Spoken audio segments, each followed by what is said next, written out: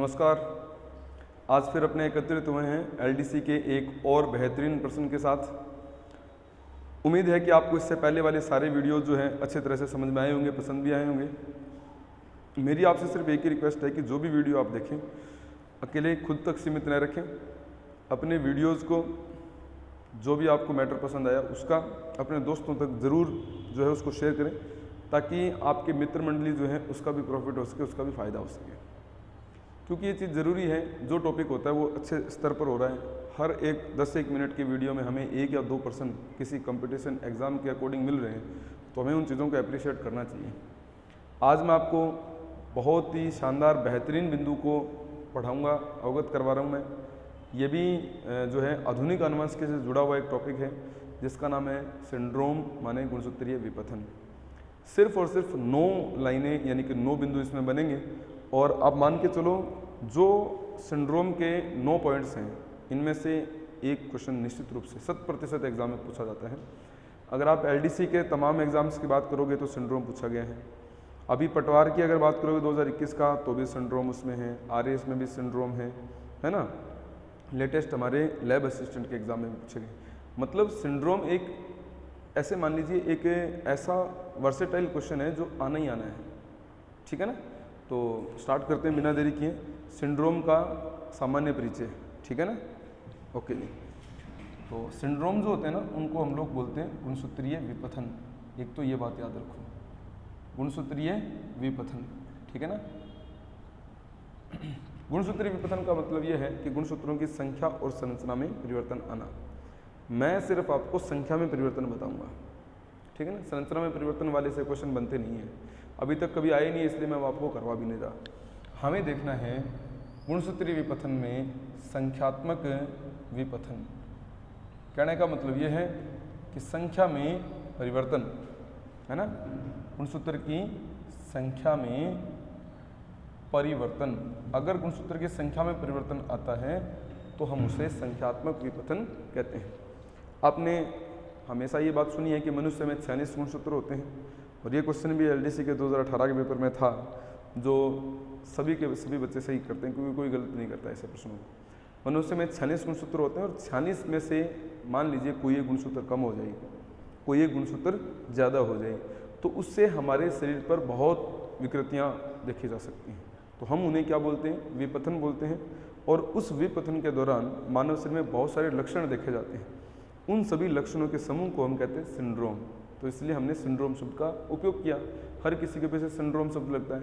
तो सिंड्रोम कोई एक रोग नहीं है, सिंड्रोम का मतलब ये है कि बहुत सारे लक्षणों का समूह बन जाता है ना। तो जब हमारे मानव में कोई विकृति होती है गुणसूत्रों के कारण, तो बॉडी पर बहुत सारे लक्षण देखे जाते हैं, उन सभी लक्षणों को कहते हैं सिंड्रोम। तो नाम पड़ गया विपथन को सिंड्रोम, हम लोग इसीलिए सिंड्रोम बोला करते हैं, ठीक है। अब अपने बात करते हैं कि जो 46 गुणसूत्र हैं, सही है ना।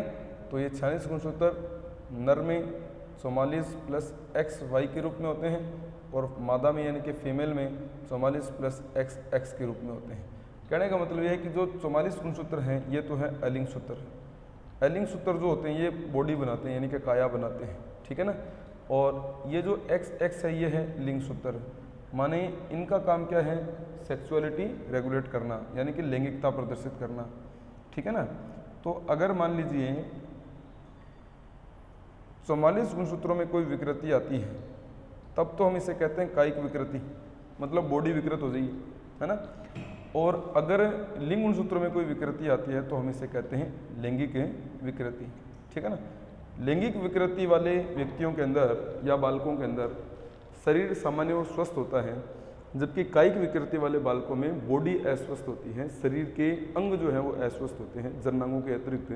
तो ऐसे कायिक विकृति वाले बालक तो मोस्टली क्या होते हैं? अल्प आयु वाले होते हैं, जबकि लैंगिक विकृति वाले जो बालक होते हैं इनकी आयु जो होती है वो क्या होती है? सामान्य, ठीक है ना। क्योंकि इनमें विकृति जो है वो सिर्फ किस में है? सेक्सुअलिटी में विकृति है, और आयु इनकी सामान्य है, आयु पर कोई प्रभाव नहीं पड़ता। जबकि अगर कायिक विकृति देखी जाए तो इनमें जो विकृति है वो शारीरिक विकृति है, अर्थात बॉडी विकृत हो जाती है, लैंगिकता एकदम ठीक है। तो ऐसे बालक जिनकी बॉडी विकृत हो जाए, है ना, उनका जीवन बहुत शॉर्ट हो जाता है, अर्थात ये बालक अल्प आयु वाले बालक होते हैं। तो अभी मैंने सिंड्रोम करवाने से पहले आपको ये परिचय दे दिया कि एक 44 गुणसूत्रों में विकृति आ सकती है और एक X और Y वाले में विकृति आ सकती है। तो हम इसे इस प्रकार से दो प्रमुख भागों में डिवाइड कर दिया करते हैं, ठीक है। ये तो बात थी सिर्फ सुनने की और समझने की, है ना। अब अपने स्टार्ट करते हैं सिंड्रोम का मेन पार्ट। और इस मेन पार्ट से पहले भी मैं आपको दो शब्दों से परिचित करवा देता हूँ, क्योंकि ये काफ़ी फेमस है। एक आपने याद रखना है मोनोसोमी, ठीक है ना। एक आपने याद रखना है डायसोमी, ओके जी। एक आपने याद रखना है ट्राइसोमी, ठीक है जी। अब देखो, मोनो मतलब एक, डाई मतलब दो और ट्राई मतलब तीन। ये साइंस के शब्द हैं। हम लोग हमेशा ये कहा करते हैं जब कोई एक चीज़ होती है तो हम उसके लिए मोनो शब्द यूज़ करते हैं, दो के लिए हम डाई शब्द यूज़ करते हैं और तीन के लिए हम ट्राई शब्द को प्रयोग में लिया करते हैं। अब पॉइंट क्या है वो समझिए। जब गुणसूत्र एक हो जोड़े में तो मोनोसोमी, जब जोड़े में गुणसूत्र दो हों तो डाइसोमी, जब जोड़े में गुणसूत्र तीन हों तो हम उसे क्या कहते हैं, ट्राइसोमी कहते हैं। मतलब मोनोसोमी और ट्राइसोमी ये तो क्या होती हैं, विकृतियाँ होती हैं, ठीक है। ये भी क्या होती है, विकृति होती है, ओके जी। जबकि डाइसोमी क्या होती है, सामान्य अवस्था होती है, ठीक है ना। मतलब जो सिंड्रोम आप पढ़ते हैं वो सिंड्रोम क्या होते हैं, या तो होते हैं ट्राइसोमी या होते हैं मोनोसोमी। मोनोसोमी का सिर्फ एक एग्जांपल है, दैट इज टर्नर सिंड्रोम, है ना। और बाकी सारे जो सिंड्रोम के एग्जांपल्स हैं वो सारे के सारे क्या होते हैं, ट्राइसोमी होते हैं, ठीक है ना। डाइसोमी हम सब लोग हैं, जो सामान्य होते हैं वो क्या होते हैं, वो डाइसोमी होते हैं। तो आपने याद रखना है कि जब ट्राइसोमी की बात आ जाए तो कोई ना कोई विकृति की बात आएगी, ठीक है ना। अब मैं इसको भी इरेज कर देता हूँ और स्टार्ट करते हैं अपने सिंड्रोम का पार्ट नंबर 1। अगर 44 गुणसूत्रों की विकृति आए मानव में विकृति मैं बताऊंगा आपको, तो हम पहला जो पार्ट है वो पढ़ेंगे एलिंग सूत्री विपथन, यानी कि 44 गुणसूत्र जो हैं उनमें अगर विपथन आ जाए तो, ठीक है ना। तो इसमें मैं 3 फेमस शब्द हैं वो मैं लिख देता हूँ, ठीक है ना। और जो भी नाम मैं लिखूँगा, है ना, मैं इन सभी नामों के जो एग्जाम्पल्स हैं उनके इधर जो है आपको फोटो यानी कि डायग्राम दिखा दूंगा, ताकि आपको पता चले कि जो मतलब एसेक्सुअल जो सिम्टम्स होते हैं, जैसे माने एलिंग गुणसूत्र जो होते हैं, तो उन एलिंग गुणसूत्रों के माध्यम से मान लीजिए कि जो विकृतियाँ आती हैं वो कैसी विकृतियाँ आती है, बॉडी कैसे विकृत हो जाती है, और मैंने उनको अल्पायु क्यों बोला, तो ये आपको डायग्राम देख के पता चल जाएगा। पहला मेरे पास जो एग्जाम्पल है वो है डाउन सिंड्रोम, ठीक है जी। डाउन सिंड्रोम, है ना। डाउन सिंड्रोम को हम बोलते हैं मंगोलता या मंगोलिज्म, और इसमें क्या होता है, 21वां जो गुणसूत्र होता है उसका क्या हो जाता है, दोहराव हो जाता है। मतलब 21वां गुणसूत्र दोबारा आ जाएगा, ठीक है ना। तो इसमें सिस्टम कैसे होगा वो थोड़ा समझ लो। 44 गुणसूत्रों की बजाय 21वां जब दोबारा आएगा तो गुणसूत्र कितने हो जाएंगे, 45, और x और xy इनमें से तो कोई एक होना ही है। लड़के में होगा तो 45 + xy। अब गुणसूत्र कितने हैं, 45, 46 और 47 गुणसूत्र हो गए। एक फैक्ट समझिए, मान लीजिए 21वां है, 22वां है, 21वां, क्योंकि जोड़ा है ना, तो 21वां, 22वां और ये 21वां, जोड़े में कितने गुणसूत्र हो गए, 3 हो गए ना। जब 3 गुणसूत्र होंगे तो हम इसे क्या बोलेंगे, ट्राइसोमी। अच्छा, कौन से गुणसूत्र के कारण आया, 21वें कारण, नाम क्या पड़ गया, ट्राइसोमी 21, ट्राइसोमी 21। आपको मैं बता दूं, ये प्रश्न हमारे पटवार के एग्जाम 2021 में पूछा गया था। समझ रहे हो ना मेरी बात। अब एग्जाम में जो लाइन यूज होती है आपने वो समझनी है कि लाइन कैसे यूज होती है, ठीक है ना।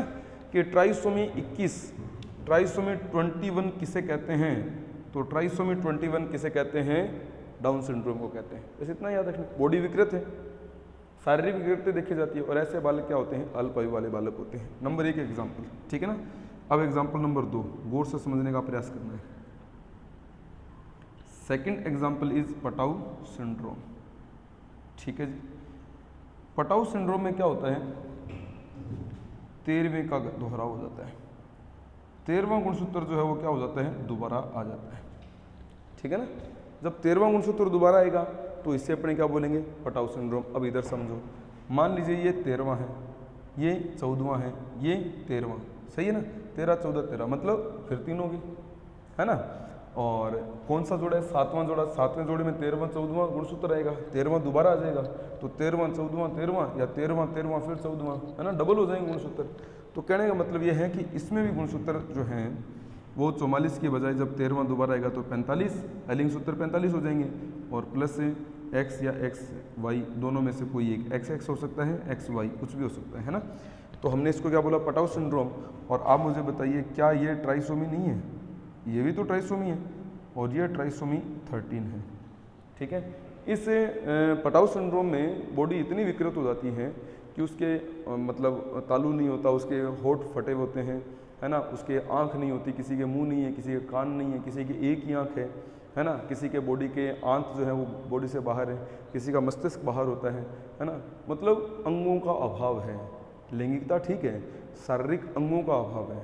अंग माने जो इंपॉर्टेंट अंग है जिनकी वजह से हम जिंदा रहते हैं, वो अंग अगर ऐसे होंगे तो ऐसे बालक क्या होंगे, अल्पायु वाले बालक, है ना। तो पटाउ सिंड्रोम का भी मैं एक एग्जाम्पल डायग्राम के रूप में आपको शो कर ही रहा हूँ, तो आप उनको लगातार देखते रहें। Down syndrome, Patau syndrome. अब समझिए नंबर 3 उदाहरण। 3 नंबर जो एग्जाम्पल है वो है एडवर्ड सिंड्रोम, ठीक है जी, एडवर्ड सिंड्रोम, ठीक है ना। अब एडवर्ड सिंड्रोम में क्या होता है, 18वें का दोहराव हो जाता है, 18वें का दोहराव। तो जब 18वें गुणसूत्र का दोहराव होगा तो बात फिर वही होगी, कौन से वाली, कि 9वां जोड़ा गुणसूत्र है, 17वां 18वां 18वां। अब बताओ 3 जोड़े हो गए ना गुणसूत्र, फिर 3 हो गए, जोड़े में 3 गुणसूत्र हो गए, 18वें का दोहराव, 18वां मतलब 44 के अंदर की बात हो रही है, माने 44 के बजाय 18वां जब दोबारा आएगा तो 45 प्लस एक्स एक्स या एक्स वाई दोनों में से कोई एक। अब इसमें भी हमने पढ़ा कि इसमें भी गुणसूत्र जोड़े में 3 हो जाते हैं, और इसको भी अपने क्या बोलेंगे, ट्राइसोमी। और कौन सा दोबारा आया, 18वां, नाम पड़ गया ट्राइसोमी 18, ठीक है ना। तो अलिंग सूत्री जो विपथन है आपको समझ में आगे होंगे, down syndrome, Patau syndrome, Edward syndrome. अब तक जो इनमें से प्रश्न ज़्यादा बार बना है वो है डाउन सिंड्रोम वाला, हो सकता है पटाउ सिंड्रोम भी आ जाए। तो डाउन 21वां, पटाउ 13वां, एडवर्ड 18वां, है ना। डाउन को हम बोलेंगे ट्राइसोमी 21, पटाउ को हम बोलेंगे ट्राइसोमी 13, और एडवर्ड सिंड्रोम को बोलेंगे ट्राइसोमी 18। इन सभी में शारीरिक विकृतियां देखी जाती है, लैंगिकता सही है, शारीरिक विकृतियां हैं तो ऐसे बालक अल्पायु वाले बालक हुआ करते हैं। यह है अलिंग सूत्र विपथन, माने 44 गुणसूत्रों की जो विकृति है वो वाला टॉपिक, ठीक है। उम्मीद है आपको ये सारी चीज़ें समझ में आ गई होंगी। आप ऐसी चीज़ों के स्क्रीनशॉट लें क्योंकि आपको एग्जाम में हूबहू ये बातें ऐसे कैसे मिलने वाली है, ठीक है ना। और इसके बाद में मैं आपको इसका सेकंड पार्ट करवाता हूँ, अब उस पार्ट को समझना है। और बहुत ही महत्वपूर्ण, बहुत ही इम्पोर्टेंट फैक्ट है ना, तो अपने को इसका बढ़िया लेवल पर अपने को इसको कवर करना है, ठीक है जी। अब गौर से सुनिएगा। अब हम पढ़ रहे हैं किसको, लिंग सूत्री विपथन को। मतलब अब जो विकृति है वो लिंग गुणसूत्रों में विकृति है, मतलब x और y, है ना। अब विकृति जो है वो x और y के अंदर है, ठीक है। पढ़ना स्टार्ट कर रहे हैं, गौर से ध्यान देना। नंबर 1 एग्जाम्पल मैं बोल रहा हूँ टर्नर सिंड्रोम, ठीक है। टर्नर सिंड्रोम, टर्नर सिंड्रोम में क्या होता है, y की कमी हो जाती है, y गुणसूत्र की कमी होगी, है ना। तो इसमें क्या हो गया, 46 में से 1 कम हो गया, 46 में से 1 कम हो गया, मतलब गुणसूत्र कितने रह गए, 45। अब जो 44 गुणसूत्र है वो तो सेम रहेंगे, है ना, लेकिन आगे कौन है, x, y है ही नहीं, तो x 0।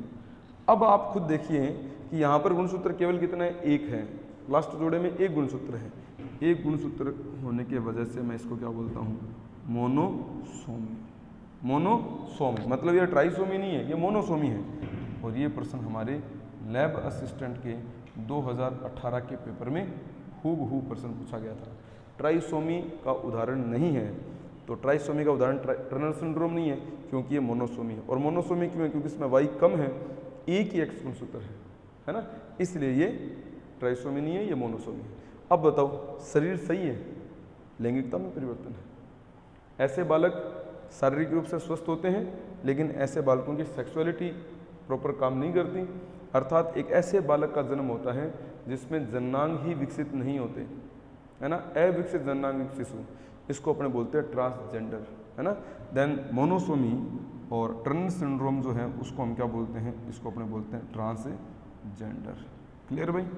अब ये ऐसा ट्रांसजेंडर है जिसमें लैंगिक अंग विकसित हुए ही नहीं है, क्योंकि एक्स है अकेला, दूसरा कोई क्रोमोसोम नहीं है। ठीक है जी। नंबर 2, गौर से ध्यान देना है। अब अगला है क्लाइनफेल्टर सिंड्रोम। बहुत बेहतरीन बिंदु है ये, और मेरा मानना है कि 100% एक क्वेश्चन बनता है ना। और ऐसे वीडियो को अगर आप शेयर नहीं करेंगे तो किस प्रकार की वीडियो को आप अपने दोस्तों को रिकमेंड करेंगे। क्लाइनफेल्टर सिंड्रोम, क्लाइनफेल्टर सिंड्रोम जो है उसमें हम क्या पढ़ेंगे कि इसमें एक्स का दोहराव हो रहा है। अच्छा एक चीज़ देखो, एक्स का दोहराव भी हो रहा है और विकृति भी है। ऐसा तभी संभव है जब 44 गुणसूत्र तो नॉर्मल है और एक्स क्या है, एक्स वाई तो है, एक्स का दोहराव होकर विकृति है, मतलब एक्स 2 बार है तो वाई इसके अंदर है।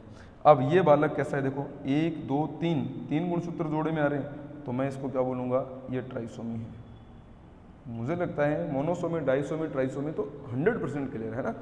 तो ये ट्राइसोमी है। ट्राइसोमी कैसा है, ट्राइसोमी एक्स एक्स वाई वाला है। अच्छा लड़की भी है, लड़का भी है।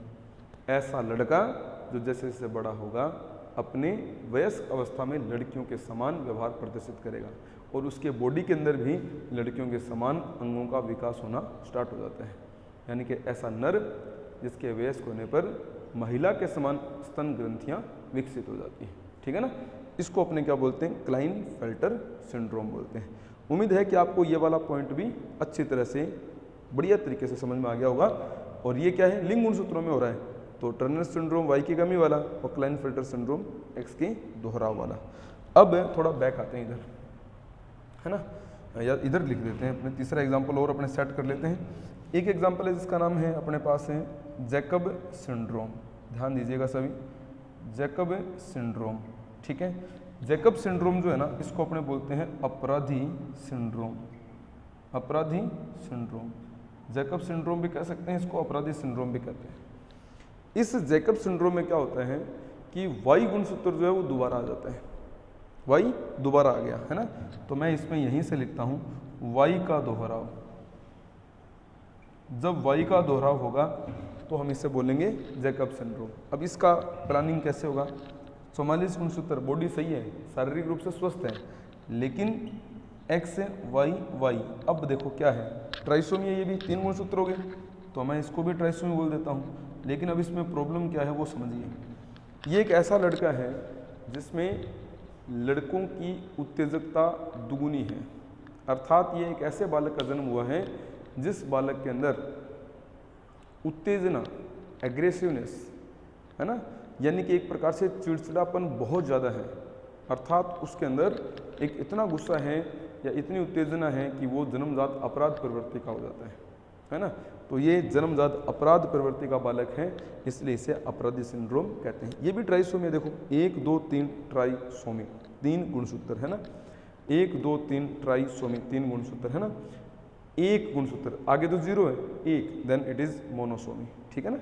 तो ये टर्नर सिंड्रोम है, ये क्लाइनफेल्टर सिंड्रोम है, ये जैकब सिंड्रोम है। टर्नर सिंड्रोम में कोई जननांग विकसित नहीं होता, क्लाइनफेल्टर में लड़के के अंदर लड़कियों जैसे गुण हैं, जैकब सिंड्रोम में लड़का है लेकिन बदमाश प्रवृत्ति का है, अत्यंत ही अपराधी प्रवृत्ति का बालक है, तो इसे हम जैकब सिंड्रोम के नाम से जानते हैं। उम्मीद है कि आपको ये तीनों सिंड्रोम अच्छी तरह से समझ में आए होंगे। अब एक मैं आपको पॉइंट और ऐड करके बताता हूँ, सिर्फ लड़के ही अपराधी प्रवृत्ति के नहीं होते, अपितु लड़कियाँ भी उनसे कई गुना ज़्यादा अपराधी प्रवृत्ति की होती हैं। अब उस बात को समझना है, ठीक है ना, गौर करना है, क्योंकि हम लोग क्या है ना, सिर्फ जैकब सिंड्रोम पढ़ के आगे बढ़ते नहीं हैं। तो मैं चाहता हूँ कि आप एक सिंड्रोम को और एनालिसिस करें। नंबर 4, इसको अपने बोलते हैं सुपर लेडी सिंड्रोम। अब देखो हम लोग है ना सिर्फ सुपर मैन पढ़े हैं, है ना, इधर सुपर लेडी भी है। सुपर लेडी में क्या होता है कि एक्स गुणसूत्र की वृद्धि हो जाती है ना। तो मैं इसमें लिखता हूँ एक्स की वृद्धि। ओके जी, एक्स की वृद्धि, और इसको प्रारूप कैसे बनाएंगे, 44 plus x x x triple x, सही है ना। तो ये क्या है, ये अपने आप में सुपर लेडी है और ये भी अग्रेसिव एक वुमेन है, और इसमें भी आपने देखा गुणसूत्र 3 है, तो ये भी क्या है, ट्राइसोमी। तो आपने जो मैंने अभी आपको सिंड्रोम का स्ट्रक्चर बताया, आपने देख लिया होगा, एनालिसिस कर लिया होगा कि ट्राइसोमी ही ट्राइसोमी है, मोनोसोमी का सिर्फ एक एग्जाम्पल है, दैट इज टर्नर सिंड्रोम। और मुझे लगता है कि आपको सिंड्रोम से संबंधित जो मैंने कॉन्सेप्ट करवाया है वो बेहतरीन तरीके से समझ में आ गया होगा। फिर भी अगर आपका कोई डाउट रहे, कोई आपका क्वेश्चन रहे, तो आप इसी वीडियो के कमेंट सेक्शन में आप मुझे कमेंट करके ज़रूर बताइएगा। और हमारे टेलीग्राम चैनल सोडा क्लासेस से भी जुड़िएगा, और उसमें हम लोग इनके लिंक भी डालते रहते हैं और भी अदर रोचक जानकारियाँ जो हैं हम लोग उसमें उपलब्ध करवाते रहते हैं। तो सभी विद्यार्थियों से मेरी एक ही आग्रह है कि वीडियो को पूरा समर्थन दें, अपने साथियों तक इसको शेयर करें, ताकि अच्छी से अच्छी जानकारी मैं आपको उपलब्ध करवा सकूं। और मेरा भरपूर प्रयास है कि मेरा एक एक वीडियो LDCA के एक एक प्रश्न का कारण बनेगा। बहुत बहुत धन्यवाद आप सबका। Thank you very much.